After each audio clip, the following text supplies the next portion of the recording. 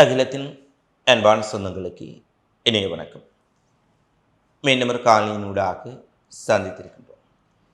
Iran America இடையிலான மோதல் எந்த நேரத்திலும் வெடிக்கலாம் என்று எதிர்பார்க்கும் சூழ்நிலையில் பிரிட்டன் வெளியிட்டிருக்கக்கூடிய புதிய அறிவிப்பு அமெரிக்காவுக்கு பெரும் அதிர்ச்சி ஏற்படுத்தி இருக்கின்றது. திடீரென ரஷ்யாவின் உடைய வருகை அமெரிக்காவுக்கு மேலும் புதிய சிக்கலை ஏற்படுத்தி இருக்கும் நிலையில் இஸ்ரேல் மீண்டும் ஈரான் குறித்து பாரிய அச்சங்களை வெளியிட்டிருக்கிறார்கள். இந்த நிலையில் பிராந்தியத்திலும் உலகிலும் நடைபெற்ற மிக முக்கியமான சம்பவங்களை இந்த காணொளியில் விரிவாக பார்க்கலாம். காணொளிக்கு செல்வதற்கு முன்பாக ரம்லான் பண்டிகை மலர்ந்திருக்கின்றது. குறிப்பாக காசாவிலும் மேற்கு கரையிலும் இஸ்ரேலினுடைய அட்டூழியங்கள், ஆக்கிரமிப்புகள், படுகொலைகள் என்பவற்றை கடந்தும் மக்கள் நம்பிக்கையோடு இந்த ரம்லான் புனித மாதத்தை வரவேற்றிருக்கின்றார்கள். குறிப்பாக காசாவில் நடைபெறக்கூடிய ரம்லான் வழிபாடுகள், கொண்டாட்டங்கள் அங்கு இடிந்து போன தங்களுடைய வீடுகளுக்கும் மத்தியிலும் உறைந்து போன தெருக்களுக்கு நடுவேயும் அங்கே இருக்கக்கூடிய மக்கள் ரம்லானை வரவேற்கக்கூடிய பல்வேறுபட்ட காட்சி பதிவுகளை நேற்றைய நாளில் வெளியிட்டிருந்தோம். இந்த நிலையில் இன்றைய தினம் வெள்ளிக்கிழமை ரம்லான் தொழுகைக்காக மேற்கு கரையில் டெம்பிள் மவுண்டில் அல்-அக்ஸா மசூதி வளாகத்திற்கு 20,000க்கு மேற்பட்ட பலஸ்தீன் மக்கள் குறைந்தபட்சம் வருகை தந்திருப்பதாக பாலஸ்தீன செய்திகள் தெரிவித்திருக்கின்றன. அதாவது இஸ்ரேலினுடைய மிகப்பெரிய சோதனை நடவடிக்கைகள், அச்சுறுத்தல்கள், அதிலும் குறிப்பாக கடந்த ஆண்டை போலவே 55 வயது மற்றும் அதற்கு மேற்பட்ட ஆண்களும், 50 வயது மற்றும் அதற்கு மேற்பட்ட பெண்கள், 12 வயது மற்றும் அதற்கு மேற்பட்ட குழந்தைகள் முதல்நிலை உறவினர்களுடன் மட்டுமே அனுமதிக்கப்பட்ட சூழ்நிலையில் இந்த கட்டுப்பாடுகள் இருந்த போதிலும் கூட 20,000க்கு மேற்பட்ட பலஸ்தீன் மக்கள் அல்-அக்ஸாவில் சிறப்பு ரமலான் தொழுகை நடத்துவதற்காக வருகை தந்திருக்கின்றார்கள் என்ற செய்திகள் அங்கிருந்து வெளியாக இருக்கின்றன. எனவே சாறை சாறையாக அங்கு மக்கள் மிகப்பெரிய நெருக்கடியை கடந்து இந்த ரம்லான் வெள்ளிக்கிழமை வழிபாட்டை நிறைவேற்றுவதற்காக அங்கு ஒன்று கூடியிருக்கின்றார்கள். பல இடங்களில் சோதனை சாவடிகள், தடைகள், போக்குவரத்துக்கள், இஸ்ரேலிய இராணுவத்தினுடைய அச்சுறுத்தல்கள் என்பவற்றை கடந்தும் அங்கு மிகப்பெரிய அளவில் மக்களுடைய பங்கு பற்றுதலை பார்க்கக்கூடியதாக இருக்கின்றது. அடுத்து டெல் அவிவில் இடம்பெற்ற திடீர் துப்பாக்கிச் சூட்டில் 31 வயதுடைய ஒரு பெண் படுகாயங்களுடன் மீட்கப்பட்ட நிலையில் அவர் தற்போது மருத்துவமனையில் மரணமடைந்திருக்கின்றார். இந்த சம்பவம் டெல் அவிவ் பெண் அவிக்டோர் தெருவில் நடந்ததாக கூறப்படுகின்றது. இந்த துப்பாக்கிச் சூட்டை நடத்திய ஆயுததாரியை தாங்கள் துரத்தி சென்ற போதும் அவர் தப்பித்து சென்று விட்டதாக இஸ்ரேலிய இராணுவம் தெரிவித்திருக்கின்றது. இது ஒரு தற்செயலாக இடம்பெற்ற துப்பாக்கிச் சூட்டு சம்பவமா அல்லது இதற்கு பின்னால் ஏதாவது தொடர்புகள் அல்லது பயங்கரவாத நடவடிக்கைகள் இருக்கின்றன என்பது குறித்து தாங்கள் ஆய்வு செய்து வருவதாக இஸ்ரேல் தெரிவித்திருக்கின்றார்கள். நீண்ட நாட்களின் பின்னர் இஸ்ரேலுக்குள் ஒரு பெண்மணி சுட்டுக் கொல்லப்பட்டிருப்பதான செய்தி வழியாக இருக்கின்றது. இதனை அடுத்து மிகப்பெரிய அளவில் தேடுதல் சுற்றி வளைப்புகள் இடம்பெற்றதாக பாலஸ்தீன வஃபா ஊடகம் தெரிவித்திருக்கின்றது. ஈரான் அமெரிக்கா இடையிலான மோதல் உச்சத்தை நெருங்கியிருக்கும் சூழ்நிலையில் திடீரென ஓமன் வளைகுடாவில் ஈரானுடன் ரஷ்யா இணைந்து மிகப்பெரிய போர் பயிற்சி ஆரம்பித்தமை அமெரிக்காவுக்கு அதிர்ச்சி ஏற்படுத்தியிருந்தது. இதுவரை ஈரானுக்கு ஒரு தார்மீக ஆதரவை வழங்குவதாக சீனாவும் ரஷ்யாவும் அறிவித்திருந்தாலும் கூட அதிநவீன வான் பாதுகாப்பு சாதனங்கள், ரேடார்கள், அதிநவீன ஏவுகணைகள், பல ஆயுத தளபாடங்களையும் தொழில்நுட்ப உதவிகளையும் வழங்கியிருந்தாலும் கூட நேரடியாக ஈரான் இராணுவத்துடன் ரஷ்யா, சீனா போன்ற நாடுகள் களமிறங்குமா என்பது மிகப்பெரிய கேள்வியாக இருந்தது. பலரும் இதற்கு ஒருபோதும் இராணுவ ரீதியிலான ஆதரவை களத்தில் வழங்குவதற்கு ரஷ்யா, சீனா முன்வர மாட்டார்கள் என்று தெரிவித்திருந்தார்கள். ஆனால் நேற்றைய தினம் ஹார்முஸ் ஜலசந்திக்கு அருகில் நடைபெற்ற ஈரான் கடற்படை பயிற்சியில் ரஷ்யாவின் உடைய கடற்படை கமாண்டோக்களும் பங்கு பெற்றிய சம்பவம் அமெரிக்காவை மட்டுமல்ல மேற்குலக நாடுகளுக்கும் அதிர்ச்சி ஏற்படுத்தி இருக்கின்றது. அதிலும் 1, 2 அல்ல 5 ரஷ்யாவினுடைய போர்க்கப்பல்கள் களமிறக்கப்பட்டன. ஒரு கப்பலை எவ்வாறு கைப்பற்றுவது, ஒரு கப்பல் கடத்தி செல்லப்பட்டால் அவற்றை எவ்வாறு மீட்பது, ஒரே நேரத்தில் பல தாக்குதல் படகுகள் ஊடாக விமானந்தாங்கி கப்பலை எவ்வாறு தாக்குவது என்பது குறித்து ஒரு முழுக்க அமெரிக்காவுக்கு ஒரு எச்சரிக்கை விடும் விதமாக, ஒரு அமெரிக்காவுக்கு நேரடி எச்சரிக்கை என்று தான் சொல்ல வேண்டும், இந்த பயிற்சிகள் அமைந்திருந்தன. இந்த பயிற்சிகள் 2 நாட்கள் ஓமன் வளைகுடாவிலும் ஹார்முஸ் ஜலசந்தியிலும் இடம்பெற்ற சூழ்நிலையில் இன்றைய தினம் இந்த பயிற்சிகள் நிறைவடைந்திருப்பதாக ஈரான் கடற்படை தலைமையகம் தெரிவித்திருக்கின்றது. ரஷ்ய கடற்படை தலைமையகம் தெரிவித்திருக்கின்றார்கள். குறிப்பாக அமெரிக்கா ஈரான் மீது தாக்குதல் நடத்தும் பொழுது ரஷ்யா தனியே ஆயுத உதவிகள் மட்டுமல்ல, ரஷ்ய கடற்படையும் ஈரானுக்கு ஆதரவாக அல்லது ஈரான் கடற்படையுடன் இணைந்து களமிறங்கலாம் என்ற செய்தியை இந்த சம்பவம் தெரிவித்திருக்கின்றது. கர்முஸ் ஜலச்சந்தியில் எவ்வளவு தூரம் தயார் நிலையில் ஈரான் கடற்படையும் ரஷ்ய கடற்படையும் இருக்கின்றார்கள் என்ற செய்தியும் தற்போது தெளிவாக வெளிப்படுத்தப்பட்டிருக்கின்றது. அதேபோல சீனா மீண்டும் அதிநவீன வான் பாதுகாப்பு சாதனங்கள் ட்ரேடார்களை ஈரானுக்கு வழங்கியிருப்பதை சர்வதேச ஊடகங்கள் உறுதிப்படுத்தி இருக்கின்றார்கள். கடந்த 48 மணி நேரத்தில் மட்டும் சீனாவில் இருந்து 8 கார்கோ விமானங்கள் இராணுவ தளபாடங்கள் ரேடார்கள் அதிநவீன சாதனங்களை ஏற்றிக்கொண்டு டெஹ்ரானில் தரையிறங்கி இருக்கின்றது என்ற செய்தி அதிகாரபூர்வமாகவே வெளியாக இருக்கின்றது. எனவே ஈரான் ரஷ்யா மிகப்பெரிய அளவில் இந்த போரில் ஈரானுக்கு ஆதரவாக செயற்படுகின்றார்கள் என்பதை பார்க்கக்கூடியதாக இருக்கின்றது.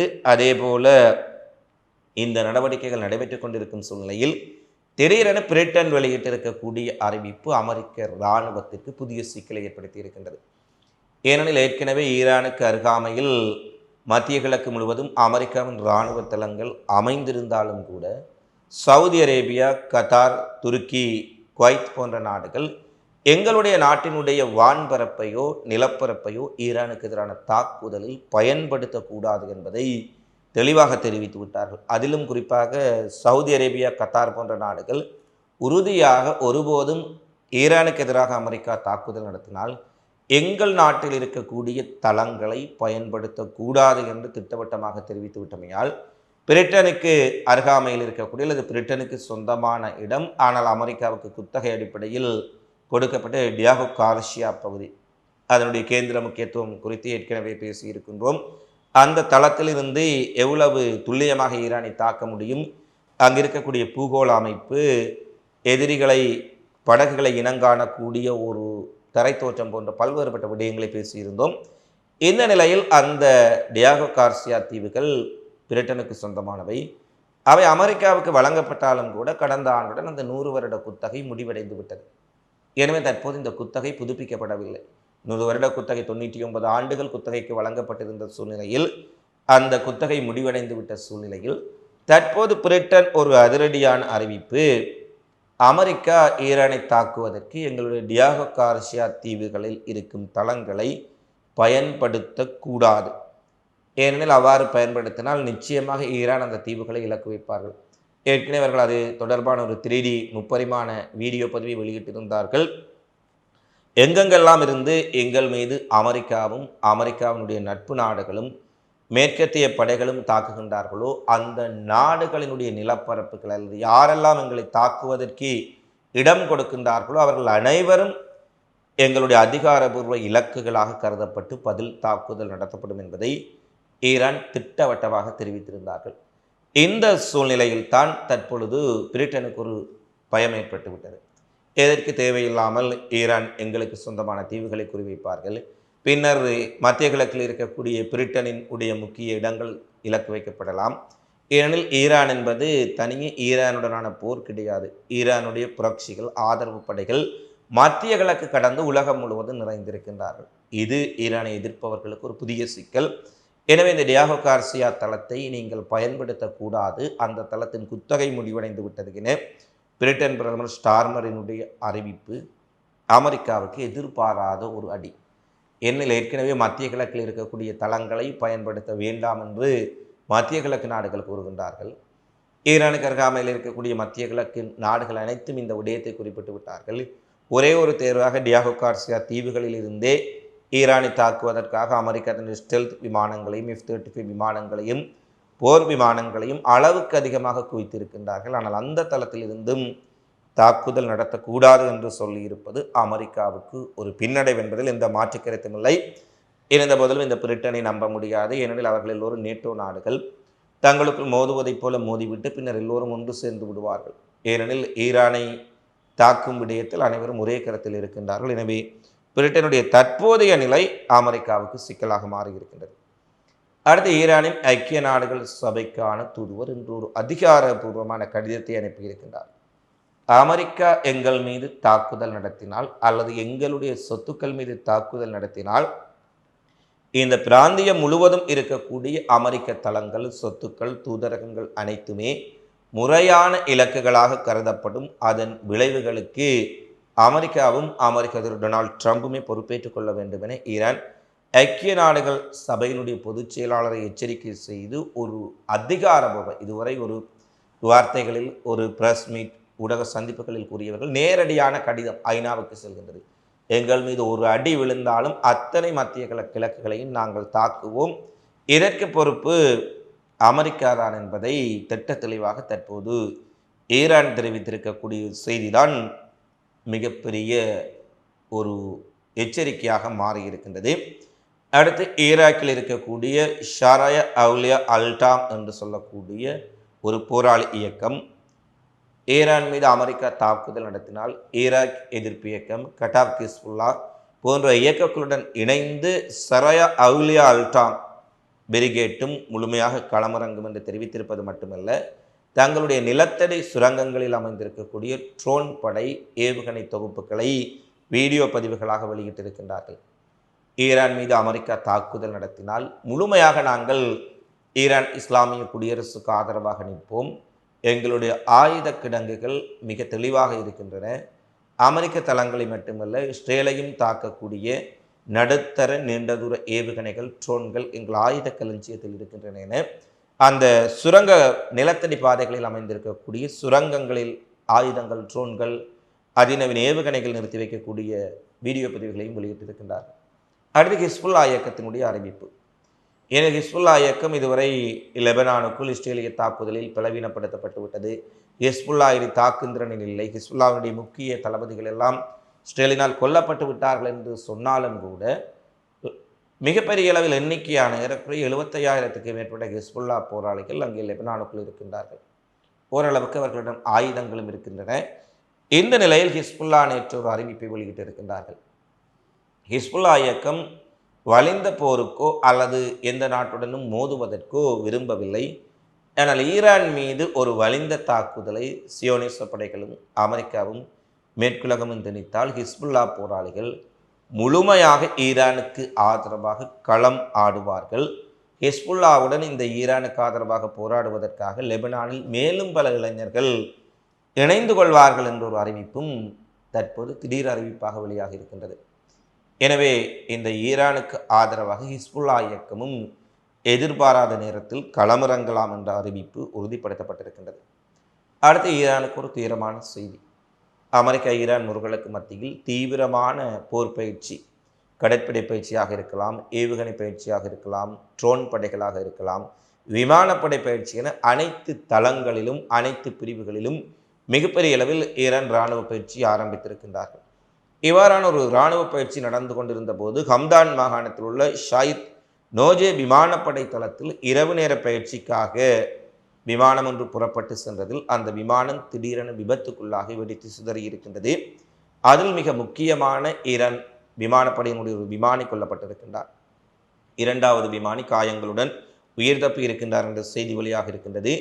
F4 ரக விமானமே இந்த தாக்குதலில் சேதமடைந்த ஒரு விமானி கொல்லப்பட்டதாகவும் இது முதலாம் தர விமானிகளின் உடைய பட்டியலில் வரக்கூடிய ஒருவர் என்ற செய்தியையும் பார்க்கக்கூடியதாக இருக்கின்றது. அடுத்து ரஷ்யாவினுடைய பாதுகாப்பு அமைச்சகம் இன்று வெளியிட்டிருக்கக்கூடிய செய்தியில் ரஷ்யாவின் பல்வேறுபட்ட பிராந்தியங்களை இலக்கு வைத்து உக்ரைனிய படைகள் நேற்று ஒரே நாளில் 180க்கு மேற்பட்ட ட்ரோன் ஏவுகணை தாக்குதலை நடத்தினார்கள். ஆனால் 149 உக்ரைனிய ட்ரோன்களை எங்களுடைய ஏர் டிஃபென்ஸ் வான் பாதுகாப்பு படைகள் இடைமறித்து அளித்திருக்கின்றார்கள். 1-2 அவர்களுடைய ட்ரோன்கள் ரஷ்ய பிராந்தியத்துக்குள் ரஷ்ய ஆளுகைக்குட்பட்ட பகுதிகளுக்குள் வீழ்ந்து வெடித்திருந்தாலும் கூட அதனால் பாரிய அளவில் இந்த சேதங்களும் ஏற்படவில்லை. உக்ரைனிய தாக்குதலுக்கு விரைவில் நாங்கள் பதிலடி கொடுப்போம் என்ற அறிவிப்பை வெளியிட்டிருக்கின்றார்கள். உக்ரைனிய ட்ரோன்களின் உடைய தாக்குதல் காரணமாக ரஷ்யாவின் பல்வேறுபட்ட பகுதிகளில் சைரன் ஒலிக்கப்படப்பட்டிருப்பதால் அந்த இடங்களில் பதற்றமான சூழ்நிலை ஏற்பட்டது என்ற செய்திகளையும் பார்க்கக்கூடியதாக இருக்கின்றது. அடுத்து அமெரிக்காவின் கலிபோர்னியா மாகாணத்தில் உள்ள லேக் டாகோ பிராந்தியத்தின் மலைப்பகுதியில் மிகப்பெரிய பனிச்சரிவு ஏற்பட்டிருக்கின்றது. இந்த பனிச்சரிவில் சிக்கியவர்களை மீட்பதற்கான நடவடிக்கைகள் பாரிய அளவில் மேற்கொள்ளப்பட்ட போதிலும் கூட 9 பேர் சடலமாக தற்போது மீட்கப்பட்டுள்ளார்கள். மீட்பு குழுவை சேர்ந்த ஒருவருடைய மனைவி கூட அங்கு சடலமாக மீட்கப்பட்டிருக்கின்றார் என்ற அச்சம் எழுந்திருக்கின்றது. காணாமல் போன பலர் இன்னும் பனிச்சரிவு இடம்பெற்ற பகுதிகளில் இருந்து மீட்கப்படாத காரணத்தினால் மேலும் உயிரிழப்புகளின் எண்ணிக்கை அதிகரிக்கலாம் என்பதை கலிபோர்னியா மாநிலத்தின் உடைய தீயணைப்பு படை தெரிவித்திருக்கின்றார்கள்.